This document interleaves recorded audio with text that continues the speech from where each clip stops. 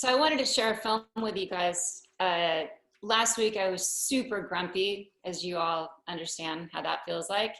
And a friend had recommended this documentary called Stephen Arnold, Heavenly Bodies. And it's about a San Francisco artist that you probably haven't heard of, but it will inspire you so much. All right. So I was also thinking about New York City. When I was 37, my husband and I split up. He stayed in Arizona and I went to New York City. It was a place I'd always dreamed about living.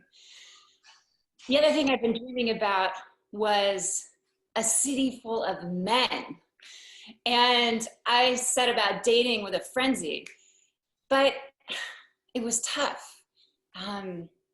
Either I couldn't find guys that I really liked, or the guys that I liked didn't like me.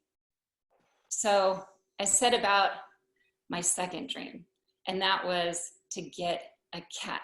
And not just any cat, a short-haired gray cat, because they're bold and loud. And one day I found myself walking from Subway to my office, and I had gone down this different avenue. I thought, wow, why am I walking down this different street on the way to work? And when I came to this antique store, I knew why. Because in their window was a flyer, and it said, "Home needed for store cat." And on it was a photograph of this gray cat with a white throat and little white paws. And at lunchtime, I ran over there and I talked to the store owners. And it turned out that the reason they needed a new home for this cat was that lately she had gotten into the habit of, when someone came in with a little dog, she would rush across the floor and jump on the dog and bite it and scratch it. Not so good for business. So I got to bring her home. And when I took her up the stairs to my apartment and I opened up the cat carrier door, she slunk out. And she crawled around the space of my apartment, and then she disappeared under the bed. And I thought, oh no, is she gonna be a scaredy cat? And I start putting groceries away in the kitchen, and then I hear some scuffling under the bed. And out comes this cat with a mouse. I didn't even know I had mice. She drops it at my feet and she looks up at me with these green yellow eyes. And I think, oh my gosh, she is a badass. So at night, she'd curl up with me. And sometimes in the morning, she would reach out and she would tap my cheek with her paw. It was the sweetest thing. One night, I was awoken by this horrible noise. It sounded like the fire engine down the road had met up with a ghost. It went, "Arrgh!"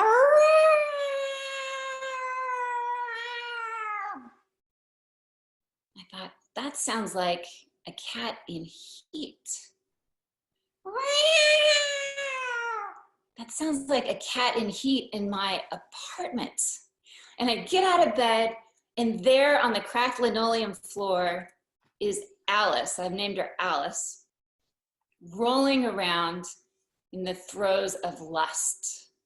And the first thing I think is, oh my God, those store owner bastards, they didn't tell me that she was going to be going into heat. And the second thing I think is, the gods are mocking me. All she wants is to get laid. And that is all I have been working on for the last 4 months. So a few days of this go by, and I don't know if any of you have ever lived with a cat in heat. It is a horrific experience. A couple days go by and I take her to the vet in Park Slope. And this woman who looks sort of like a very small, greasy Jodie Foster picks her up and takes her on the examining label, and she says, okay, you want to get her fixed? Let me just do this quick examination. And she stops at one of her nipples and she says, did you see this? And I said, yeah, isn't it just some kind of blockage? And she's feeling this little lump. And she says, no, it's not a blockage. This is feline breast cancer. We can't get her fixed. She probably only has about 4 to 6 weeks to live. And I am crushed. I mean, this sweet little cat, I can't imagine her suffering. And I take her home and I get a heating pad for her to stay on when I'm at work during the day. And I bring her treats, and the lump keeps getting a little bit bigger, but she seems okay in general. And the next month rolls around and she goes into heat again.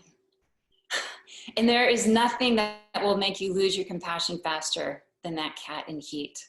And so I go onto the internet and I'm looking for solutions, and I find one. And I rush out the door down to the Speedway Market, and I get the Q-tips and I get the Vaseline. And they put it in a plastic bag, and I'm walking down the sidewalk, and I know everyone knows what I'm about to do, and they all think I'm a pervert. And meanwhile, I'm telling myself, okay, this is just a procedure. See, I've worked for a large animal vet. I've helped castrate horses and spay heifers. I put IVs in goats and llamas. It's just a procedure, right? And when I get home and I pull Alice onto my lap and I open up that jar of Vaseline and I get that Q-tip and I head for her vulva and I make that first circulation like they say I need to do, and she arches her back in ecstasy and my stomach turns. And I said, okay, I've got to do this a few times. She's going to get this over with. And I get the Vaseline again on the Q-tip and I do it again. And she just lets out this of pleasure. And I gag, because this is not just a procedure. I am masturbating my cat. And I drop her on the floor and I head for the door, and she actually tries to stop me from leaving. And I manage to get out there and out the door and close it, and I head for the bar. And this time I don't try to flirt with anyone.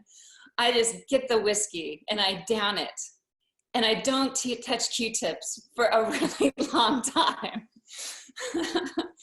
And a few more months go by, I put up with her in heat. And about the same time, I decide I'm going to move back to San Francisco. And when I get there, I take her to a really good vet. And the vet, says, all right, what are you here for? And I said, I want to make sure that she's comfortable, because she's got this cancer, and I want to find out how advanced this cancer is. And so the vet says, all right, and she starts the examination, and she stops at the really swollen nipple, which has gotten pretty big.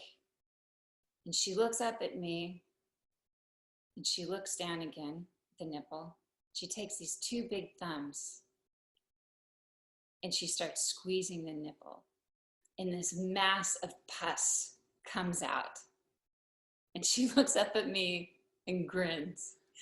And that is how Alice the cat got cured of cancer and fixed in one afternoon. And she went on to live another 12 happy years. Thank you.